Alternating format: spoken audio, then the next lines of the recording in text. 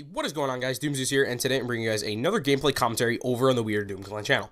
So the gameplay you guys are watching in the background is absolutely crazy. It is 125 kills solo on COD 4 by DooM Crakerz, who is probably the best overall Call of Duty player I know. This is the world record for most kills in COD 4 in Ground War, I believe, and possibly the world's most kills solo as well. I'm not too sure. He was actually only playing with just me this game. We were playing Strike and Ground War Domination. He was using the M16. He actually pulled host this game. So everything really just went his way. Finding a full lobby in Ground War on COD 4 is actually like pretty much impossible. So the fact that he was able to get, you know, a good 6 to 9 people on the enemy team the entire game was pretty cool. And obviously he had to use his own gun skill to get 125 kills as well, which is pretty hard because the streaks obviously aren't very good in this game. You don't have any selection. It's just the UAV, the airstrike, and the chopper. So obviously they go pretty hand this game as well. And the M16 on host is absolutely fucking insane. Probably one of the best guns in the game. Actually, no, it is the best gun in the game when you have host. So, I mean, if 125 kills solo on the Call of Duty 4 isn't enough to make you go subscribe to his channel, then I don't think any gameplay will. So make sure you go down in the description and check him out. And if you enjoyed my sexy and seducing voice over this insane gameplay as well, you could check out my channel as well.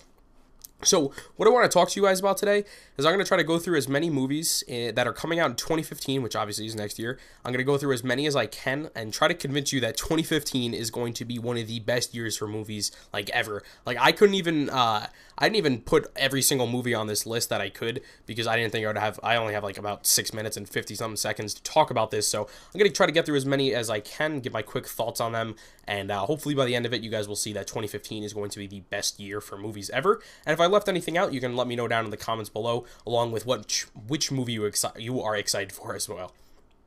So, first movie that I'm going to talk about today is Avengers 2. Obviously, this is a pretty hyped up movie. It is the top grossing movie in one weekend, I believe. I believe it made $200 million here in the US in one weekend.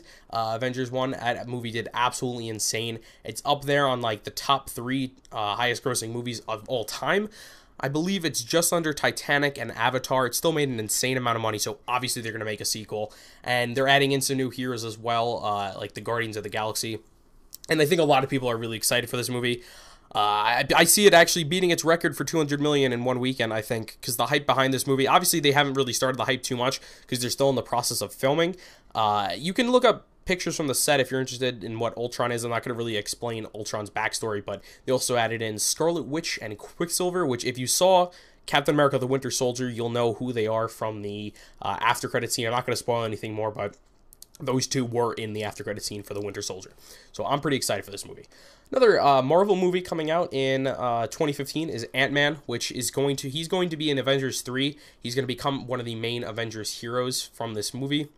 Unfortunately, they didn't get to make him, like, get a movie made for him before Avengers 2 came out, because if you read any of the comics, Ultron is made by Ant-Man, who is Hank Pym. So it's kind of weird that they're going to do it without Hank in Avengers 2. Like, maybe they should have waited for Ultron for Avengers 3, but Avengers 3 looks like they're building up as Thanos. He's going to be like the end to, like, the trilogy, the Avengers movies. So I'm also pretty excited for Ant-Man. He's probably not the most popular character, but what Marvel's really good at is they're really good at making, like, not so popular heroes into popular ones. People like Black Widow. You probably hadn't heard of Black Widow before the Avengers movie, and after you saw that movie, you're like, oh wow, she's really hot, she's pretty cool. So I have full faith that they're going to make a really good Ant-Man movie. Next movie on the list is Fast and Furious 7. This movie was actually supposed to come out this year, but unfortunately Paul Walker was killed in a car accident. I forget how many months ago that was, but that was really sad. I'm not really sure how they're going about like replacing Paul Walker's character. I know they're probably going to kill off his character in this movie. They're going to do it in a nice way or something like that, or maybe just have his character like drive his car off into the sunset. That'd be pretty cool to see.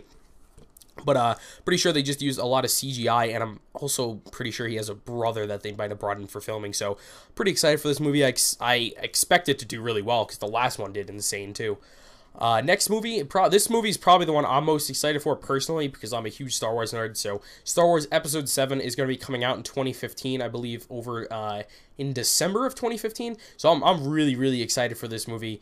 I'm huge fans of Star Wars Episodes 4 through 6. 1 through 3 were kind of weak, to be honest, but I have faith that these new movies, which aren't going to be directed by George Lucas, which is interesting, I have good faith that they're going to make these movies good. And maybe that's just like the inner nerd inside me that wants it to be good. It might not be. Considering now Star Wars is owned by Disney, because LucasArts and Lucasfilms were bought by Disney, so I hope they don't make it too childish. I still want these movies to be like PG-13. I don't want this to be like another kid story similar to Star Wars Episode 1, where he's like racing and having all these little kid problems. I want it to be just, you know, straight action, and it looks like they're bringing back some like classic characters or people related to classic characters like Obi-Wan Kenobi and stuff like that. If you have any idea what I'm talking about, then you know how excited I am for this movie. Next movie is a reboot of Fantastic Four. You may remember a few years ago, there was Fantastic Four 1, and then there was Fantastic Four Rise of the Silver Surfer. However, this is not tied to that at all. Fox is completely rebooting the series with 4 brand new characters, one of which is played by the girl who plays Zoe Barnes on House of Cards. If you ever watched that show, she's going to be playing Mrs. Fantastic in this movie. The other thing about this movie is they actually decided to go with... Johnny Torch was the Human Flame. They decided to cast a black man as the Human Torch, which you haven't seen that in the comics before. So I don't know why people were complaining about that, because I think it's kind of cool when they switch up things. It doesn't have to be the norm. Like a good example of that is like Marvel. They switch up the different stories. Like I said before, Avengers 2. Hank Pym was the one who created Ultron, but they're going to be doing it without him. So switching up certain things, I think, will work out pretty well, and I'm pretty excited because they also said that Fantastic Four is going to tie in with the new X-Men movie. So the last movie I'm probably going to have time to talk about is Taken 3. This movie is going to be coming out in 2015. Thank God they're not doing another story where Liam or one of his family members get taken. They doing a brand new thing where he's like on the run for being charged with a murder or something like that, so pretty excited for that as well. So that's all the time I have left for this gameplay commentary. Remember, leave a like to support We Are Doom Clan. See if we can go for 1,500 likes. I think that would be pretty cool to hit. Remember to go down in the description and check out Yum's Crakerz channel and mine as well. That's all the time I have left. Peace.